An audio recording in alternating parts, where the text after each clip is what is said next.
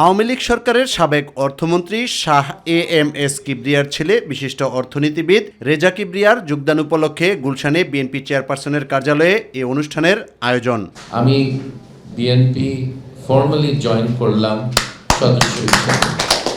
যদি ওনারা মনে করেন জাতীয় কোনো জায়গায় আমাকে কাজ করতে সুযোগ দেওয়া হবে, আমি চাই দেশের জন্য কাজ করতে। আমি খুবই ভালো চাকরি ছেড়ে, আপনারা জানেন IMF এর চাকরি লাভজনক লোভজনক একটা চাকরি, কিন্তু সেই চাকরি ছেড়ে আমি আসছি দেশের জন্য, দেশের মানুষের জন্য কাজ করার জন্য।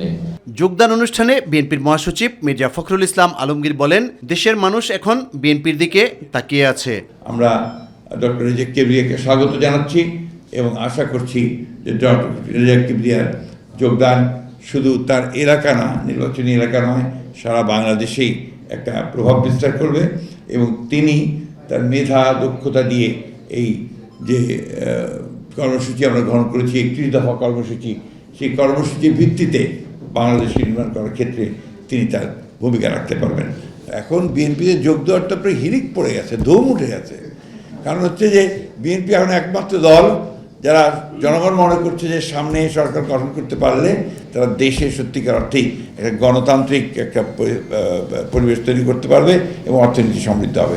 দলের স্থায়ী কমিটির সদস্য সালাউদ্দিন আহমেদ বলেন, জনগণের স্বার্থে বিএনপি যোগ্য ও মেধাবীদের সেবা করার সুযোগ করে দিতে চায়। প্রয়োজনীয় গণতান্ত্রিক সংস্কারের জন্য আমাদের প্রয়োজন অনেক মেধাবী নেতৃত্বের, প্রতিভাবান মানুষদের, যারা জাতীয় অর্থনীতি এবং গণতান্ত্রিক সংস্কারের জন্য যথেষ্ট গুরুত্বপূর্ণ ভূমিকা রাখতে পারবেন।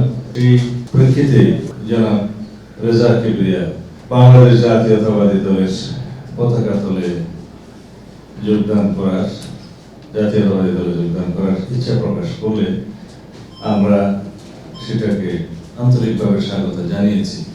আমাদের এই গণতান্ত্রিক যাত্রায়, যেটা আমাদের মূল লক্ষ্য, জাতির অর্থনৈতিক মুক্তি এবং গণতান্ত্রিক সমৃদ্ধশালী একটি বাংলাদেশ নির্মাণের জন্য আমাদের এই ধারা অব্যাহত থাকবে।